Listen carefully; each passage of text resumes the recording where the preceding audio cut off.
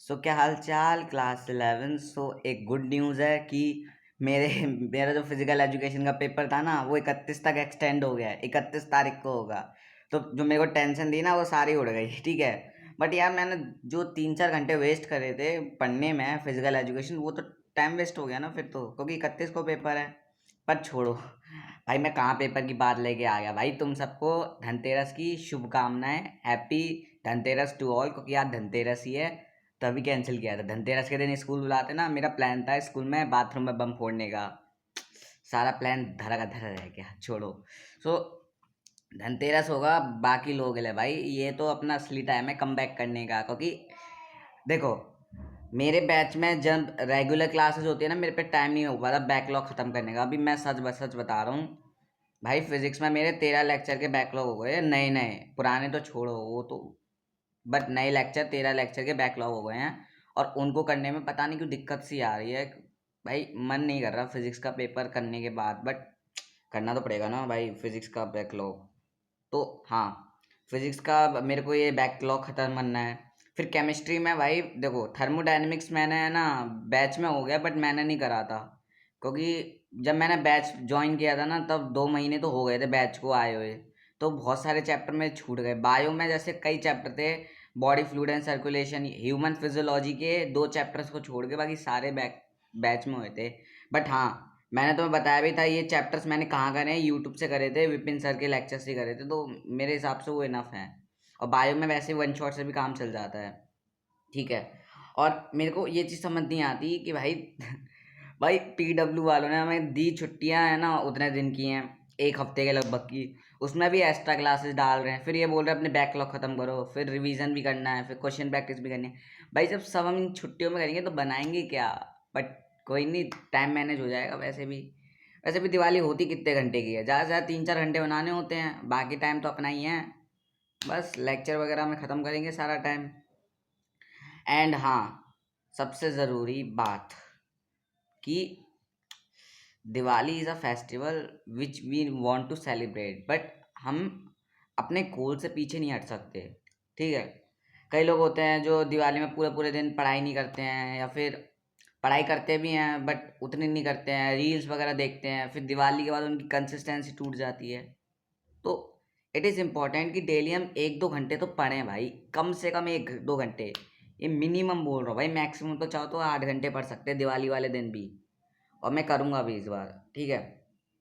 दिवाली 4 बजे से बनने शुरू होती है, उससे पहले का जो टाइम होगा वो सब पढ़ाई में यूटिलाइज कर लूँगा। सही है।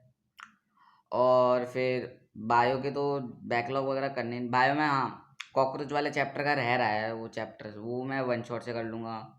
ह्यूमन फिजियोलॉजी पूरी हो रखी है, और अभी बैच में भी 11th के ही चैप्टर चल रहे हैं। तो हाँ, मेरा कवर अप तो हो जाएगा। और अभी बैच में ज़्यादा हुआ भी नहीं है ज़्यादा काम, तो दिवाली तक तो मैं अपना 11th कंप्लीट कर लूँगा। थर्मोडायनेमिक्स और इक्विलिब्रियम, ये दो जो चैप्टर है ना, इनके मेरे को वन शॉट देखने पड़ेंगे, क्योंकि भाई और कोई ऑप्शन नहीं है ना भाई।